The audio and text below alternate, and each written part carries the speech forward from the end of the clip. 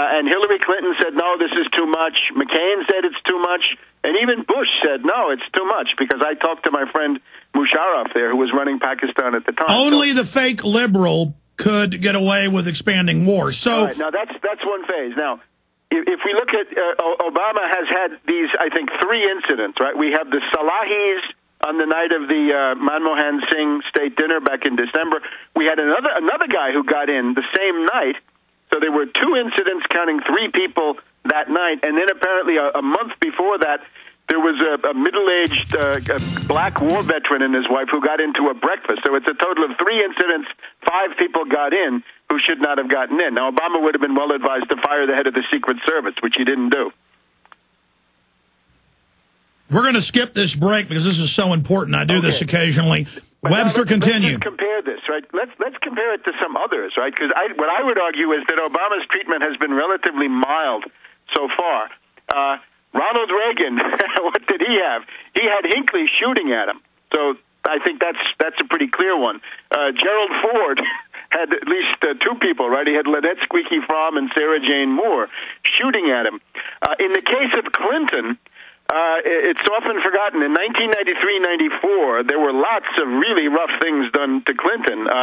His helicopter crashed, killing 3 or 4 Marines who were flying that Marine One. There was a guy in the D.C. City Council here who was a political friend of Clinton's by the name of Wilson, who was found hanged in his apartment.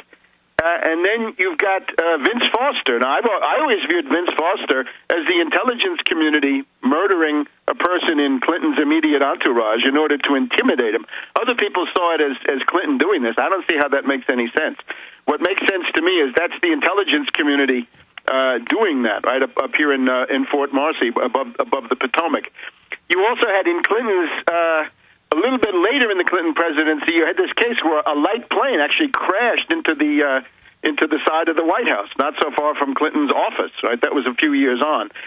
In the case of Bush, we have to remember 9/11 itself was full of threats to Bush, and I've written about this at great length, right? There were reports coming to Bush that there was an attack going on his ranch, that there were other planes were going to come crash into Air Force He One. ran away scared, so clearly he's such a delusional puppet. You're saying from your research he was only let in on it later? Sure, he's a very low-level participant in this, and indeed, the centerpiece of 9/11 is Angel is Next. I have a whole chapter about Angel is Next in my book on 9/11, which is a direct threat to Bush. In other words, if you don't do what we want, which is to declare the war of civilizations against Iraq and get going and start saying Bin Laden and Al-Qaeda and terrorism and all this, then something bad is going to happen to you.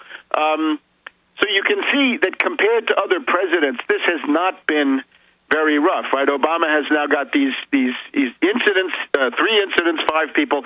He's also got a significant number of death threats, but he's also a couple of people have already been sentenced to jail for threatening Obama. But I think on the whole, this is not the roughest treatment that we've seen in recent years, although it unmistakably is a reminder to Obama that he is a puppet, and he better remember that he's a puppet. I think what we saw in the case of the Christmas patsy with the State Department now revealing through this guy, Undersecretary of State for Management, Patrick Kennedy, they've revealed that there was a desire in the State Department, an intention in the State Department to revoke the visa of the Detroit Christmas patsy, Mutalab, but that this revoking of the visa was blocked by a U.S. agency, which he refused to name in public. He wouldn't tell you who it was, but somebody came forward and said, no, we're putting a national security override on this. We're flagging this guy's name because we're tailing him, we're watching him, we've got eyes on him. He's going to lead us to some really big fish, so therefore you can't touch him. He's immune. And, of course, that's the classic method that a mole uses to protect the patsy. The mole's responsibility is to make sure that the patsy got through. And we see that with Oklahoma City. We see it with 9/11. In every case, the shoe bomber, the government gets them on the plane. The government causes a stand down. Well, they're always being trained at, but Webster. Rather than say government, see, in this case, you see that Obama... It's private, global, corporate intelligence nexus networks with key rogue groups interfacing at an international level. But you also have... You see that the State Department would like to lift the visa, at least they claim, but then another agency says, no, we're overriding that. And the general idea in the Obama White House, as we saw on January 4th, right, with this very interesting broadcast by Richard Wolff on MSNBC, he came on Olbermann and came on Rachel Maddow and said the Obama White House thinks that the Christmas Day incident was intentional by a network with an alternative agenda and that it's designed to make Obama look bad. Now, the Obama look bad part is very superficial and trivial compared to the big geopolitical goals that are always involved, right? We had several weeks of hysteria. Launch the new Yemen war, get the naked body scanners in. Look, I want to go over all this with you, but first, specifically, I know clearly they are putting out the talking point through neocon channels that 9/11 Truth, who we know is the White House and the Rogue Network's #1 enemy. We have Cass Sunstein admitting it. We have Bush's congressional hearings saying it, Webster. They're clearly putting out the trial balloon, the psychological backstory, the history that 9/11 Truth is going to kill the president. Now, my question to you is, I mean, I believe, and I've gotten a pretty darn good track record of being able to gauge what they're up to and doing, that at bare minimum, they're putting the card in their hand. They're taking it out of their sleeve and putting the false flag, fake assassination attempt, getting ready to play it, considering that they may go ahead and try it. So they're gauging right now to stage an assassination on Obama to get his approval ratings up, and I believe he's probably involved in it, and then it could have the added intimidation threat on top of it. I mean, why are the neocons and others right now saying 9/11 Truth is going to try to kill him? Well, I think you have to take that very seriously, and the reason I think you should take it seriously is also because what's going on in the background, I think, is a very important strategic shift, and again, you have to take a step back. Last week, we had February 11th in Iran, right, the anniversary of the revolution.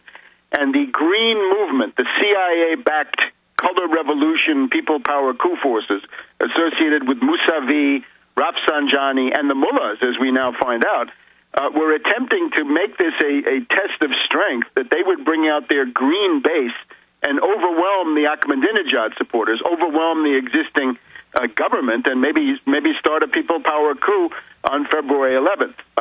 This has been going on, of course, since last summer. Now, this was a complete failure. It fizzled completely. They did not have the people. They were not coordinated. The forces are demoralized, and so forth. So it means that for the moment, the idea of overthrowing the Iranian government from within and getting a regime change is out the window. So now what you see from Hillary Clinton and others is beating the drum for crippling economic sanctions against Iran, but then behind that looms what I think is an important shift. For the first time in 2 years now, I think the attack on Iran is on the front burner. It was way on the back burner. It was several rows back on this stove that they have, but now it's on the absolute front burner. Well, I agree with you. They're moving in troops, moving in ships, moving in missile systems, defensive and offensive, and I want to walk through this with you, Webster. But specifically, when my little alarm bells start going off, you know, it's almost more than just the data. I mean, it's like a hunch, but I've pretty much always been right. Why are they saying 9/11 Truth is going to kill Obama? What's the point of that? Well, they want the option. Again, you have to be aware, though, there would probably be other options, right? You've mentioned some of them, right? Some of them would be disgruntled right-wing war veterans, but then again, the other possibility is somebody with a link to Iran would also be very convenient. So No, that's what Beck's saying. He says 9/11 Truth works with Iran, so they're going to get a double goodie. Well, that makes it even more plausible then. So I think everybody should take that stuff very, very, very seriously. So you think my concerns are valid? Absolutely valid, sure. The only thing is we got to keep in mind there's an array of possibilities, and every one of them gives them certain advantages. Here's the thing, though.